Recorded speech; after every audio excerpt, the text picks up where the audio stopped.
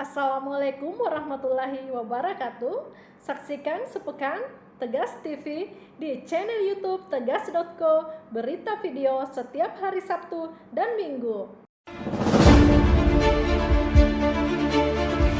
Ketua DPRD Provinsi Sulawesi Tenggara, Haji Abdurrahman Saleh, membuka uji dinamisasi jembatan Teluk Kendari. Setelah itu, beliau bersama Gubernur Sulawesi Tenggara Haji Ali Masih dan anggota DPR RI Ridwan Bae serta Kepala OPD melakukan kunjungan ke Newport. Dan diakhiri rapat dengan Kepala OPD terkait progres pembangunan jalan poros Tronipa dan pembebasan lahan. Dari Kendari, Masud melaporkan.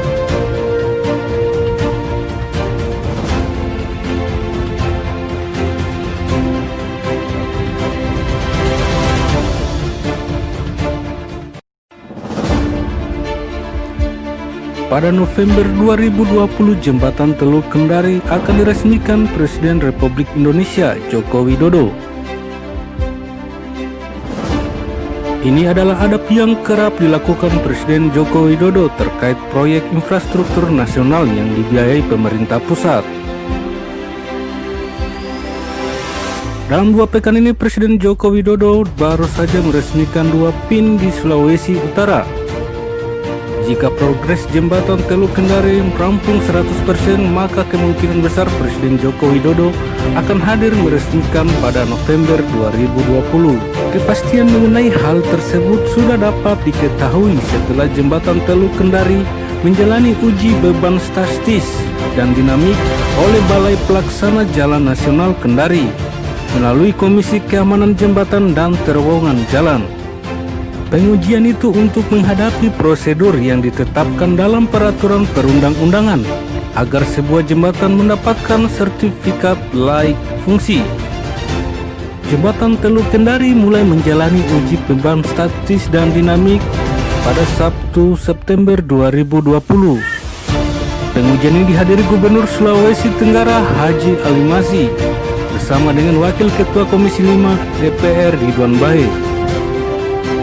Tampak hadir Ketua DPRD Sultra Abdurrahman Saleh, Sekretaris Daerah Provinsi Sultra Nur Endang Abbas, sejumlah Kepala OPD lingkup Provinsi Sulawesi Tenggara, dan pejabat lingkup Kementerian Pekerjaan Umum dan Perumahan Rakyat yang menangani pembangunan jembatan. Dalam sambutannya, Gubernur Sulawesi Tenggara Haji Ali Masih mengungkapkan rasa terima kasihnya kepada tim Komisi Keamanan Jembatan dan Terowongan Jalan yang akan melakukan pengujian. Melalui jembatan ini, kata Gubernur, wilayah bagian selatan Kota Kendari akan terhubung dengan daerah Poasia dan Pulau Bungku Toko yang kemudian dapat dikembangkan menjadi kawasan industri, pelabuhan, dan pemukiman baru. Pada gilirannya dapat meningkatkan pertumbuhan ekonomi lokal dan regional di wilayah tersebut. Setiap kali melihat jembatan Teluk Kendari, Gubernur kembali mengingat cita-citanya 15 tahun silam.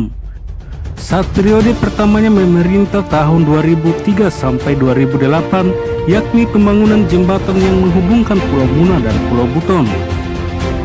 Gubernur menyatakan keyakinannya semakin bertambah karena rencana tersebut mendapat dukungan dari Wakil Ketua Komisi 5 DPR RI Ridwan Bae.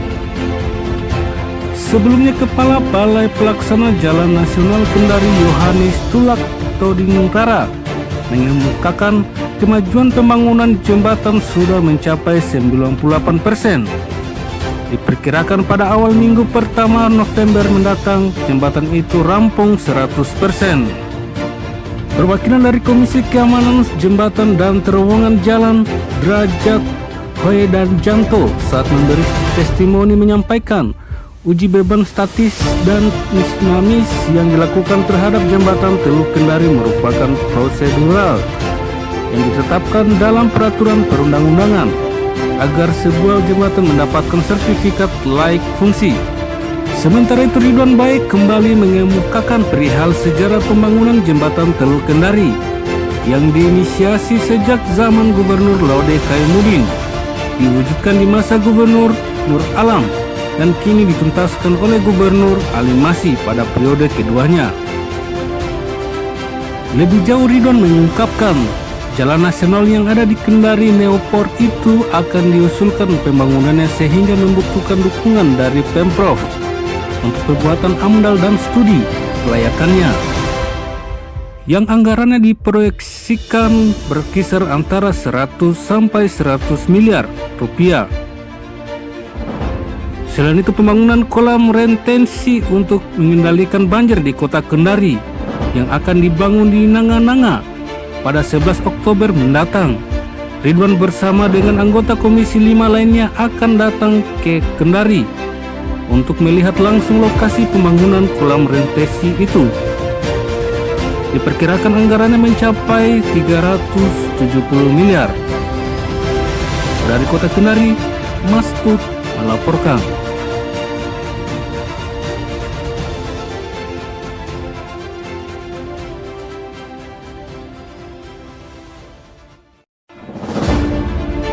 Masukan Dewan Perwakilan Rakyat Daerah Provinsi Sulawesi Tenggara terkait rancangan undang-undang tentang pembentukan daerah Sulawesi Tenggara disampaikan dalam rapat bersama tim kerja penyusunan konsep awal naskah akademik dan draft rancangan undang-undang tentang Provinsi Sulawesi Tenggara Badan Keahlian DPR RI Kendari 30 September 2020.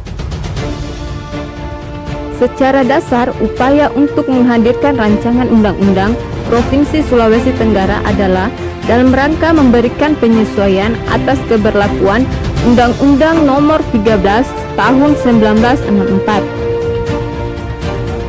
Ketahui, Undang-Undang Nomor 13 Tahun 1964 adalah payung hukum yang menjadi dasar terbentuknya Provinsi Sulawesi Tenggara dan hingga saat ini masih berlaku dan menjadi satu-satunya landasan hukum terkait eksistensi juga terbentuknya Provinsi Sulawesi Tenggara. Di samping itu, dari aspek jangkauan muatan materi undang-undang tersebut belum memadai untuk dijadikan kekuatan pendorong penting dalam membawa pembangunan Provinsi Sulawesi Tenggara secara lebih aktif dan produktif. Hal tersebut disebabkan karena undang-undang itu pada awalnya hanya didesain bersifat administratif, sehingga kurang memberi kerangka hukum pembangunan Provinsi Sulawesi Tenggara. Namun mengingat bahwa Undang-Undang Nomor 13 Tahun 1964 merupakan landasan hukum berdirinya Provinsi Sulawesi Tenggara, maka menurut tim kerja DPRD Sulawesi Tenggara, undang-undang dimaksud tidak hanya dipandang sebagai legal formal semata, tetapi juga legitimasi sejarah yang tetap menjiwai dan menyetujui berdirinya Provinsi Sulawesi Tenggara sampai kapanpun. Dalam keputusan yang disepakati terdapat beberapa pokok pikiran.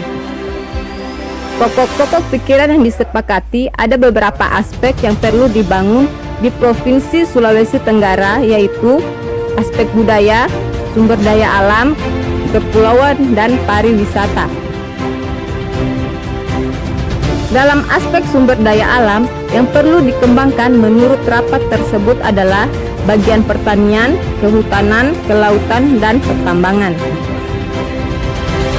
Dalam aspek kepulauan akan ada perhatian terhadap pembangunan daerah dengan ciri khas kepulauan juga, akan memberi dukungan bantuan pengelolaan pulau pesisir.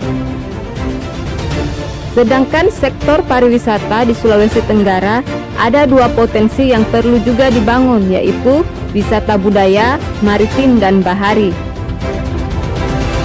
Masukan dan pokok-pokok pikiran itu disampaikan untuk menjadi bahan dalam pembuatan NA dan RUU Provinsi Sulawesi Tenggara. Dari Kendari, Masud melaporkan.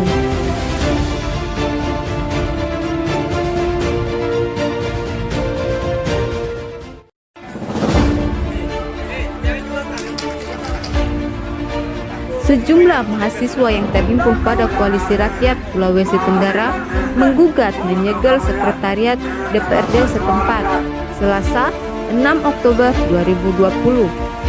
Lembaga ini aksi lantaran menolak penetapan Undang-Undang Omnibus Law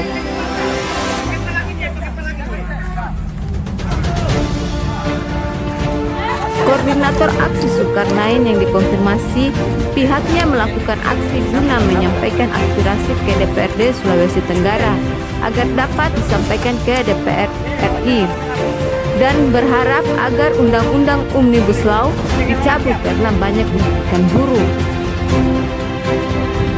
Jadi kita datangi DPR ini adalah sebagai reaksi daripada buntut kritik rancangan Undang-Undang Omnibus Law yang telah disahkan semalam, bahwa di dalam penetapan Undang-Undang Omnibus Law ini memang kami lihat bahwa ada ketidakberpihakan anggota DPR RI terhadap rakyat. Makanya hari ini karena DPRD provinsi ini adalah bagian daripada DPR RI yang kemudian bertugas di daerah, maka hari ini kami datang di DPR ini untuk kemudian bagaimana menyalurkan kesalahan kami terhadap penetapan rancangan Undang-Undang Omnibus Law yang tidak pro terhadap rakyat.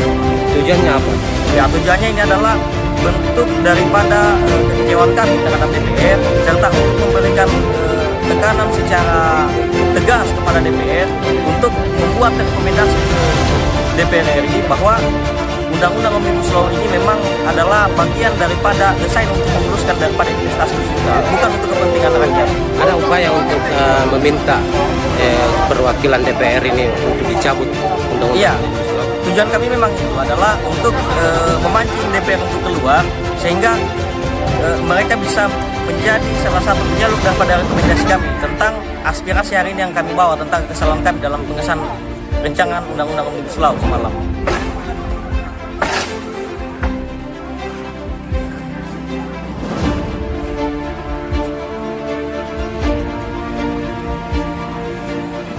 Jumlah masa aksi menyegel pagar sekretariat DPRD Sulawesi Tenggara, menggunakan baliho imbauan, menggunakan masker yang dipasang pihak DPRD Sulawesi Tenggara. Masa juga menyandra mobil kontainer yang digunakan berorasi di depan DPRD Sulawesi Tenggara.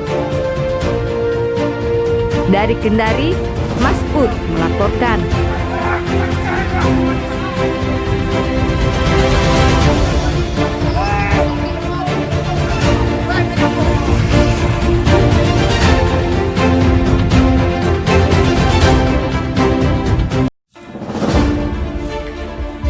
Di hari ulang tahun TNI ke-75 tahun, Kodim 1416 Muna mengadakan kegiatan perlombaan senam COVID terbaru yang diikuti oleh seluruh keluarga besar tentara di lingkup wilayah Kodim 1416 Muna.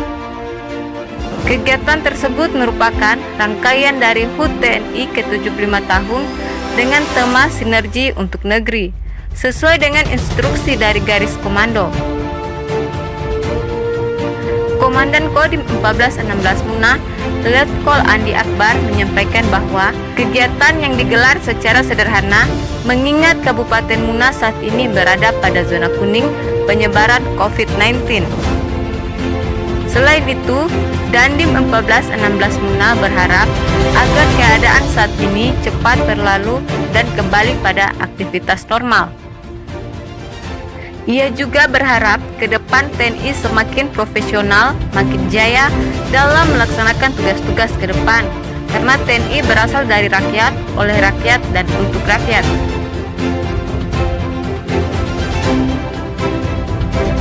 Dari Muna, Faisal melaporkan.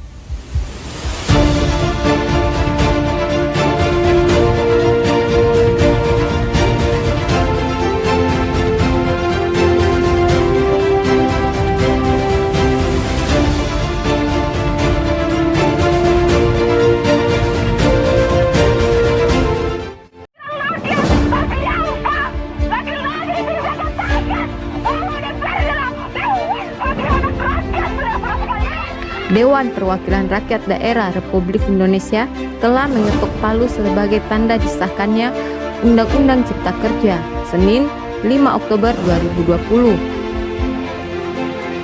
Pengesahan tersebut dilakukan dalam rapat paripurna ke-7 untuk masa persidangan 2020-2021.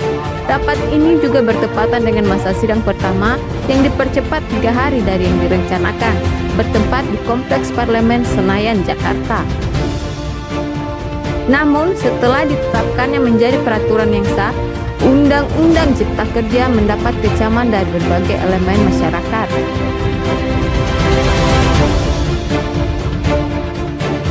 Kabar terkait perbincangan penolakan dan aksi besar-besaran pun mulai digembar-gemborkan dari berbagai kalangan profesi yang merasa terintimidasi, tidak terkecuali mahasiswa di berbagai daerah, termasuk Sulawesi Tenggara. Salah satu lembaga kemahasiswaan yang akan turut berkecimpung meneriakkan aspirasi tolak Omnibus Law, yakni lembaga kemahasiswaan yang tergabung dalam organisasi Front Rakyat Sultra Bersatu.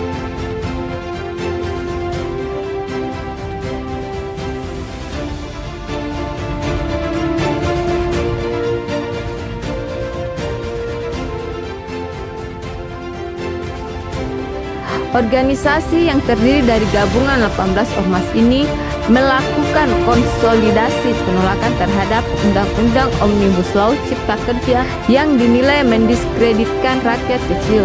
Selasa 6 Oktober 2020, aksi penolakan ini dilaksanakan serentak di seluruh Indonesia pada 8 Oktober mendatang. Dari Kendari, Basir Kanande melaporkan.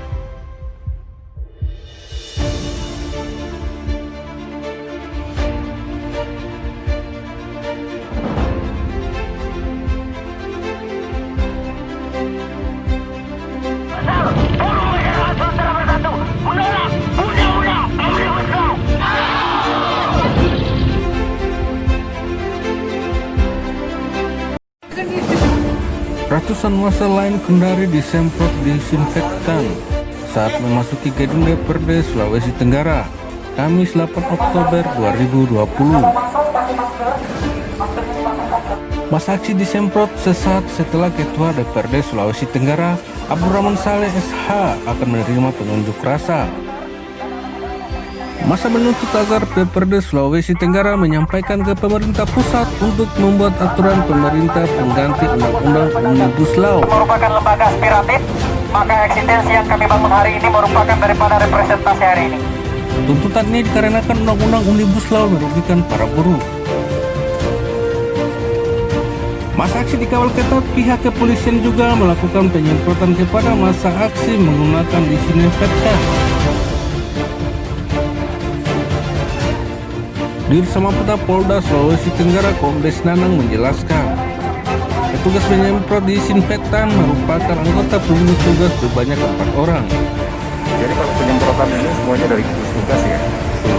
Karena yang namanya masa pandemi seperti ini, yang punya tanggung jawab untuk mencegah terjadinya penularan atau penyebaran virus itu bukan hanya kepolisian, tapi seluruh instansi, seluruh masyarakat itu mempunyai peranan yang sama. Karena penyebaran ini hanya bisa diputus oleh kesadaran dari masing-masing tiap-tiap orang. Dengan kita mengedepankan protokol kesehatan, maka penyebaran ini bisa terputus. Massa dan aparat nampak terlihat mematuhi protokol kesehatan dengan menggunakan masker. Dari Kendari, Mas Ud melaporkan.